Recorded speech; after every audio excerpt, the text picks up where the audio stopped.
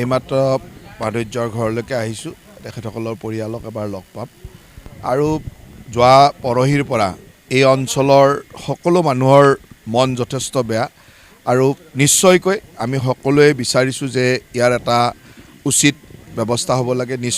যিগৰাকী ব্যক্তি ইয়াৰ লগত জড়িত আছিল ইতিমধ্যে তেওঁৰ মৃত্যু হৈছে। তথাপিতো এই কথাবিলাকৰ লগত আন কি জড়িত হৈ আছে, তেওঁ অকলে আছিল নে তেওঁ গাড়ীৰে কোনে আনিছিল, কোনে কি সংগ দিছিল, এই কথাবিলাকো চাব লাগিব আৰু ইতিমধ্যে আমি পুলিচ প্ৰশাসনক সেই ধৰণৰ নিৰ্দেশনা দিছোঁ।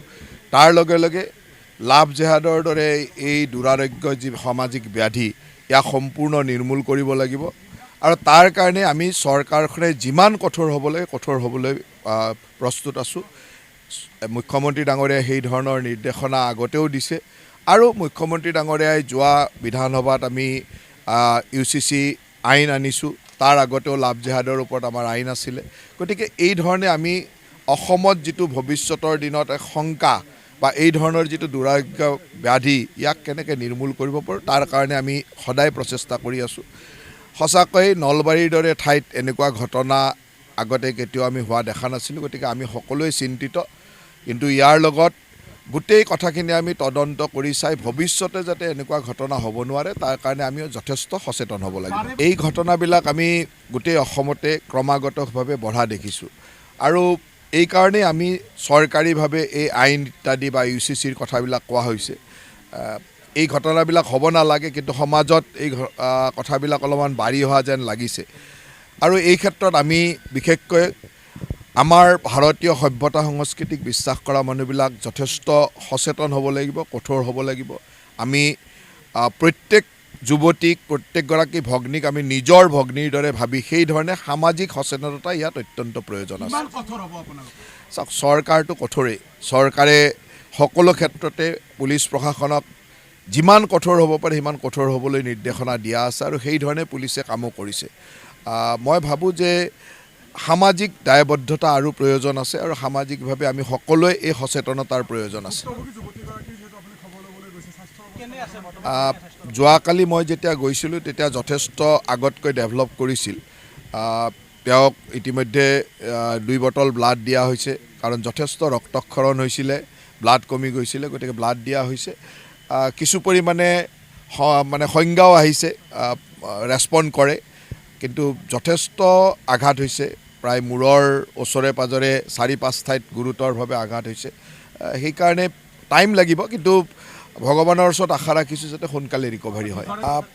আজিতো মই আহিছোঁ, মই নিশ্চয়কৈ পৰিয়ালটোক যিখিনি পাৰোঁ আমি সহায় কৰাৰ চেষ্টা কৰিম, কিন্তু চৰকাৰীভাৱেও কি কৰিব পাৰে, মুখ্যমন্ত্ৰী ডাঙৰীয়া বাহিৰত আছে, অহাৰ লগে লগে কথাখিনি পাতি চৰকাৰীভাৱেও কি কৰিব পাৰে এই কথাটো চিন্তা কৰিম। চাওক, ইয়াত আমি সেই আগ্ৰাসনটো ৰোধ কৰিবলৈ আপোনালোকে জানে কিছুদিন আগত আমি ইয়াৰ ওচৰত এটা ঠাইত এভেকশ্যনো হৈছিলে আৰু এই কথাবিলাক আমি অত্যন্ত গুৰুত্ব সহকাৰে ল'ব লাগিব। বিশেষকৈ কিছু অঞ্চল আছে যিবিলাক অঞ্চলত এই ধৰণৰ অসামাজিক ঘটনা ঘটি থাকে, সেই কামবিলাকত আমি অত্যন্ত গুৰুত্ব দিব লাগিব আৰু পুলিচ প্ৰশাসনে বা জিলা প্ৰশাসনে ইয়াত যথেষ্ট কঠোৰ হ'ব। এই গোটেই অঞ্চলটোত বহুদিনৰ পৰা এটা ডিমাণ্ড আছিলে যে আৰক্ষী চকী এটাই হওক, আউটপোষ্ট এটাই হওক লাগে।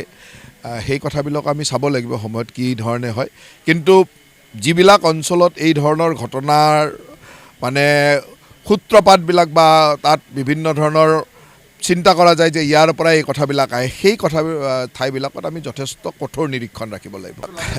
ঠিক কথাবিলাক চৰকাৰীভাৱে তেনেকুৱা কথা নহয়। কথাটো এইটোৱে যে সকলোৱে বিচাৰিছে ইয়াৰ এটা ভৱিষ্যতে নহ'বৰ কাৰণে যি ধৰণৰ কাম কৰিব লাগে সেইখিনি কৰিব লাগে। গতিকে আমি সদায় ৰাইজক এটাই আহ্বান জনাম যে ৰাইজ অত্যন্ত সচেতন হোৱাৰ প্ৰয়োজন, কাৰণ এই সময়টো ক্ৰমাগতভাৱে আমাৰ কাৰণে এটা উদ্বিগ্নৰ সময়। গতিকে আমি সকলো ৰাইজ সচেতন হ'ব লাগে যাতে এইবিলাক ঘটনা ভৱিষ্যতে অসমত ঘটিব নোৱাৰে। সেইটোৱে ৰাইজ সচেতন হ'লে ইয়াক কমাই আনিব পৰা যাব। চৰকাৰ সদায় কঠোৰ, কেৱল ৰাইজৰ সচেতনতাৰ এটা প্ৰয়োজন আছে।